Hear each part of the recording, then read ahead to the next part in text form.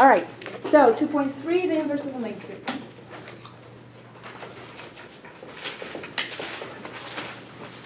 Yeah, I remember.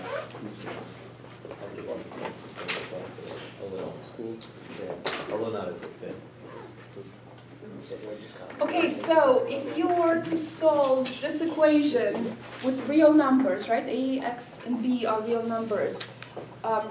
You would do what? To solve for something? To solve for x. Divide by A? Divide by a, or multiply a to the negative 1, right? A to the negative 1 is the multiplicative inverse of a, same as dividing by a. So then you get x is equal to b times a inverse. Now, with matrices, you cannot multiply on the left-hand side, and on the right on this side. So this would be highly illegal with matrices. So we would have to have a inverse b. So when we multiply both sides by something, we have to multiply it on the same side, provided that this a to the negative 1 exists. Okay, so if that exists, then you can multiply, and you have to multiply on the same side. So with matrices, the equivalent of this with matrices would be, you have this, what is this? Vectors? It's a system of equations, right? So A is a coefficient matrix, X is a column matrix of X's, and B is a column of numbers. So this is a system of equations. So in order to solve the system of equations, you have to find the vector X, which has a bunch of X variables. And so what we're going to do, provided that the inverse exists, we're going to multiply on the left-hand side by A inverse, and we're going to see that A inverse times A is the identity, and the identity times anything is that thing, and we end up with the solution. So if we can find the inverse of a matrix, we can easily solve the system.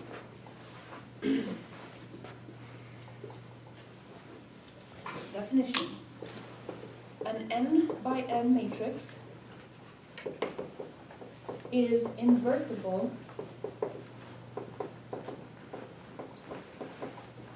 also called non-singular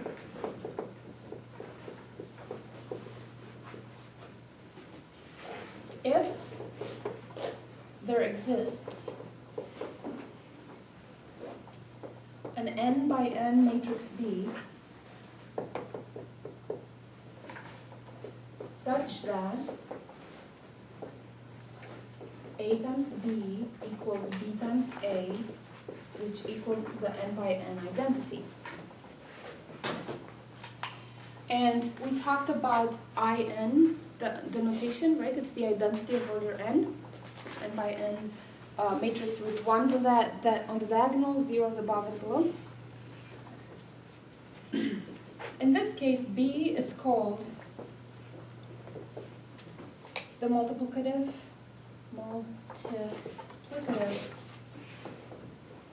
inverse of A, and we write A to the negative 1 to indicate the inverse of A.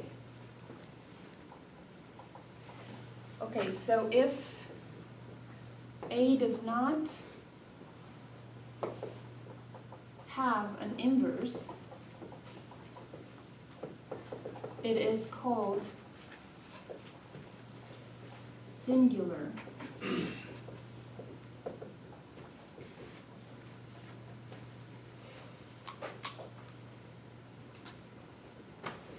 Also known as non-invertible.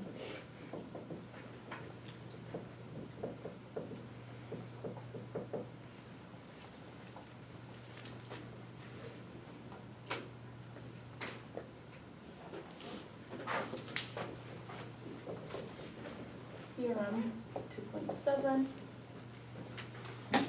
If A has an inverse,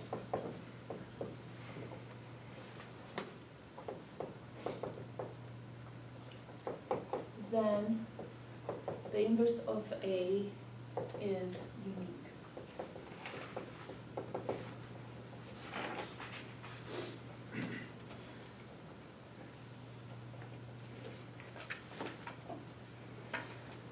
Okay, what does it mean for the inverse to be unique?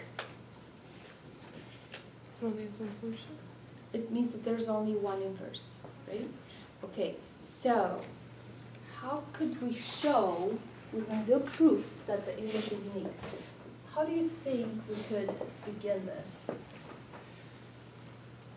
So what we're going to do is we're going to do proof by contradiction.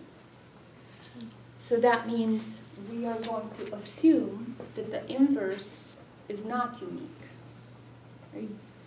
Okay, so by contradiction,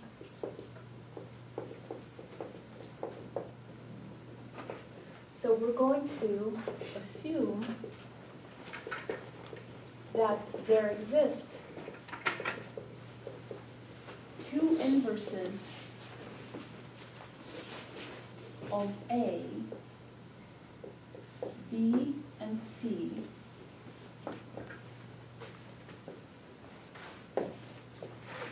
since B is the inverse of A. What can you tell about B? If B is the inverse of A, what can you tell about it? What does it mean for B to be the inverse of A? That's the definition, only thing I have to go off of, right? So if B is the inverse of A, then A times B is equal to B times A, and it's equal to the identity. What does it mean for C to be the inverse of A?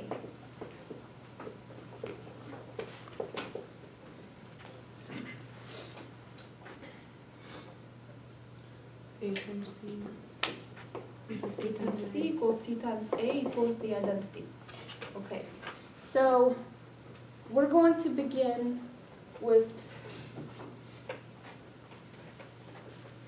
one of these equalities. So take B, A equals to the identity, right? We're allowed, I'm just picking one equality.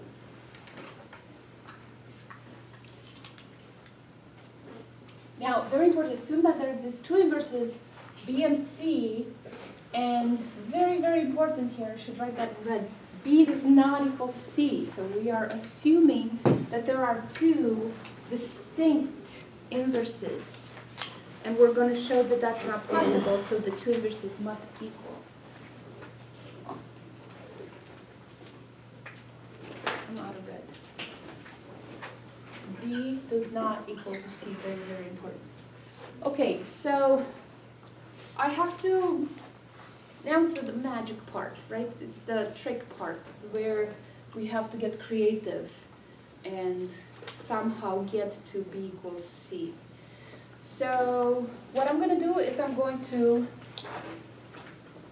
multiply by C on the right. So if I multiply by C on the right, on both sides of course, what do I end up with? Yes, I have right.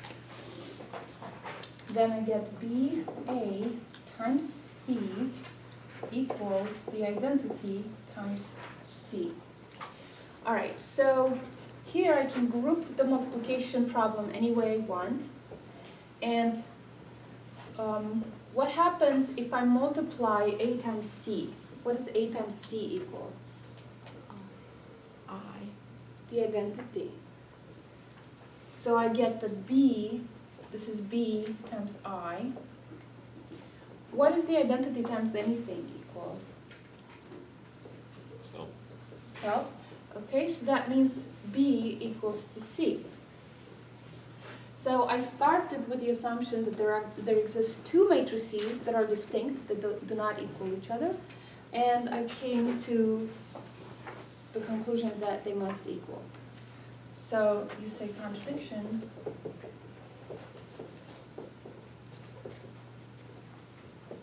So the inverse of A